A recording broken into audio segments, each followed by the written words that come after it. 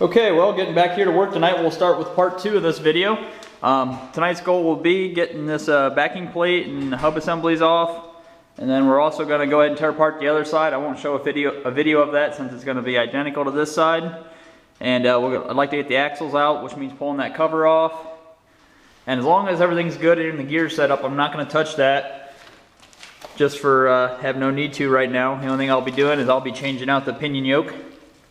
And then we'll grind off these old shock mounts, get it all cleaned up, get some fresh paint on it, weld the new shock mounts on, then get some fresh paint on it. Hopefully tomorrow my rebuild kit comes in for the kingpins. Like I say, I probably wouldn't need it, and I'm probably not going to replace the kingpin. Inspecting these ones, it was all in really good shape, no pitting or anything, no wear marks.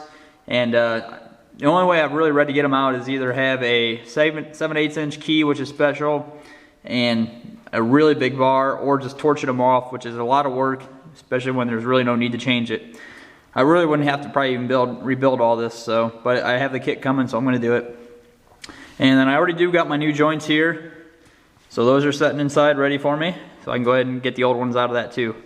So the process is for tonight, just get as far as we can and get ready for this ice storm we're getting. I got to get my truck in here, so it's got to tuck right up against this axle, and we'll keep going. Alright, well, we went ahead and used our 3/4 inch impact and buzzed off these 6 nuts here. Make sure you keep all the washers and everything with them, and that'll allow all the pieces of our backing plate to come off. We got this spacer. This is actually more of like a water seal, and backing plate, and finally the brake.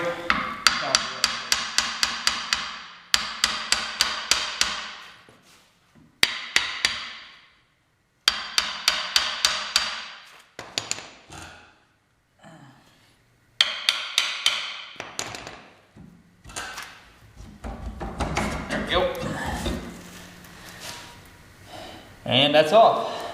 Alright. Set this off away.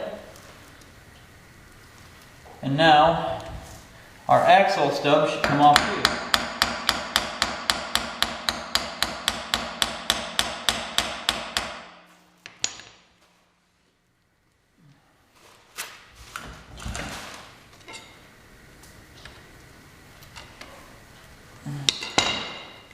Okay, I just used, there's a spot right here to tap it, get it free, and then it should just work easily with a screwdriver. Just kind of, shouldn't really have to beat too hard on it, it should pop right off.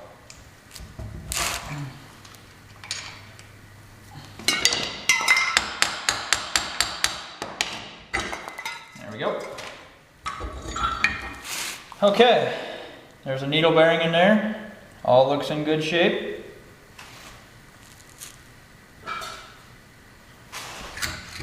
And here is our joint that was bad. This is one of the main reasons why I got to tear this all apart. So spin this here straight. Oh, losing our blocks back here. Let me get that fixed here. Okay, now with our wheel straightened out, the shaft is slid straight out. It's going to need a good cleaning up here, but everything looks to be in okay shape. And here is our bad joint. You can't really see it from there, but it's got a lot of slop in it. So that'll be one thing we can go ahead and get cleaned up. Okay, well, we got the other side apart here now. Had a couple of hiccups. One of the rotors, the rotor over there isn't as good as the one over here was. Maybe I can see about possibly having it turned down, or I'll just have to get a new one over there. And other than that side's all apart. Got her up on jack stands now, so it's fairly easy to rotate. So we're going to go ahead and we'll pop the lower kingpin bearing off. Using our 3/4 inch socket again. I just used the impact. They all came out nice, which is a good thing.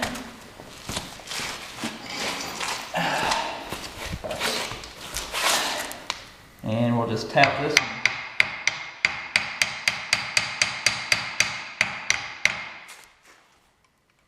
Hopefully it comes off.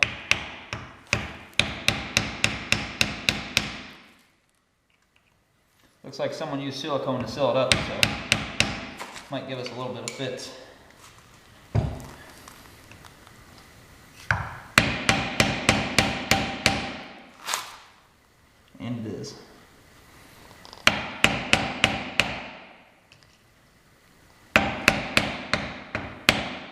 Haven't decided if I want to do a POR 15 on this coating yet, once I get it all wire brushed and cleaned, but or just some spray paint.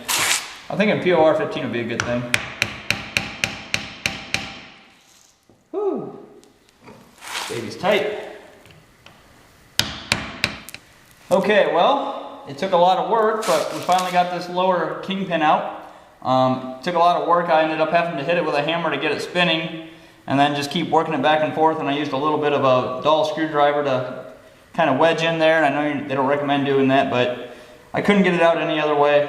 But after slowly twisting and sprayed some PP Blaster in there, it came out. And now the factory, I think, tells you to recommend to go ahead and take the kingpin out, and then the whole knuckle will slide off. Thing is, again, I'm not replacing that kingpin, so you should be able to turn it all the way to the left, pull the bottom out, and with a little bit of work, not too much, there we go. We got our knuckle off. And our kingpin is in perfect shape, so of course we're definitely not replacing that. I'll wipe it up here just to double check, but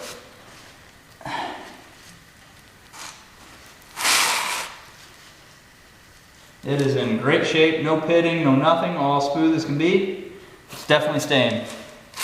It is just way too much work for what it's worth. Heck, even removing that lower kingpin, I was questioning whether it was worth rebuilding this axle, but it'll be good. We'll get it all cleaned up here and get it looking clean again, or looking all shiny and new. All right, well, we will call it quits with that for the moment, and we'll go do the other side. I'm not going to show that. And then we'll come in here, we'll grind off our old shock mounts, we'll get the wire wheel out, we'll fully clean this thing up, get it looking a lot better than it does now. I wish I had a sandblaster for some of these parts, I would do that, but middle of winter just ain't going to happen. So we'll do the best we can with the wire wheel, get some fresh paint on it, and then start reassembling, hopefully our kingpin if shit shows up here soon. But I think we got enough to keep us busy for the night. Alright, well, I went ahead and got the steering rod off of both ends, so now we got nothing but the outer knuckles here on each end. So we're going to go ahead and clean some of the parts out that we're not ready for. The garage is a disaster here right now, obviously you can see that. And we're going to go ahead for tonight. We're going to, like I said earlier, grind that up, and maybe we'll pop apart these joints here. And since I have those new ones, we can clean these up, get these ready to go back in. So when we are ready for them, we're good to go. But other than that, okay, well, we got our new spring perches on, or not spring perches, but shock mounts on there. They turned out pretty good. I went ahead and, since this tubing is so thick, it's 1/2 inch thick, I preheated that tubing with the torch and then welded up my welds since my welder's a little undersized. But it turned out really good. They're strong, they're not going anywhere. Got everything wire wheeled, so it's looking a lot better now. The only thing I got to do yet, and I discovered this, I tried heating it with a torch and popping it back out, but I don't know if you can tell, but this is dented right here.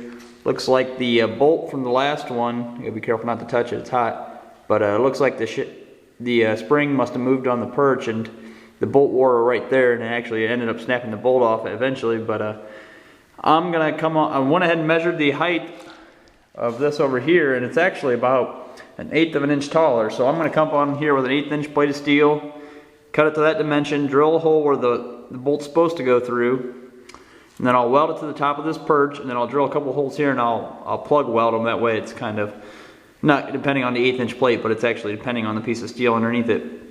So that's one thing we're going to do. I'm going to try to do it tonight. That way this thing is ready to paint tomorrow night, and hopefully we got our kingpin rebuild kit. We'll go ahead and toss everything together, and we'll be set. We'll stay on track here to have a rolling chassis by the weekend. I still got to go ahead and get my truck in here tonight before it gets covered in ice. I know there's already some out there. It's actually raining ice like crazy, but I still need to get it in here for the night before it gets covered in 1/2 inch of ice like we're supposed to get. I'll never get in it tomorrow if I do. So, alright, well, I'm going to get to work here and hopefully have a positive result to show you here in a minute. Well, I went ahead and added my 1/8 inch plate of steel here on top of the spring perch to level it out, reposition the hole, and also level it out from side to side. You can't see it since this plate was bent down. It wouldn't have had any contact here in the middle of the plate. So what I did is got my center hole. I used a bolt to line it up down through there, clamped it down and welded it around the edge.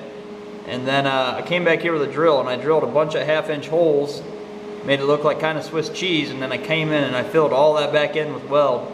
That way the bottom plate, which is thicker, and this top plate are now tied together. And also it gives it some meat around this hole here so that it doesn't warp it out again. Now granted, I plan on having everything tight so that what happened to that the first time shouldn't happen again. But finish grinding that up, which I'll do tomorrow night, and any other little bit of cleaning up here, and we'll be ready for some paint on it, and hopefully by then we'll also have a Kingpin rebuild kit. Kind of glad I did rebuild this Kingpin now. These bottom little seal caps right here, you can kind of see there's a pinhole there, but they were rusted out pretty good. So it's a good thing that I am replacing all this, or else it just would have leaked water into that lower bearing and would have destroyed it in no time, no matter how much grease you put in there. So much work as it is, and much work as I didn't plan on doing, it's the right thing, and we'll should have a good axle here all said and done. So alright, stay tuned guys, and we'll finish this up here hopefully in another video or two. And if you haven't subscribed, please subscribe. I'm getting close enough to where I can apply for my partnership here, and that really open up some advantages to the videos to future. So please subscribe if you haven't, and I appreciate it. Thanks.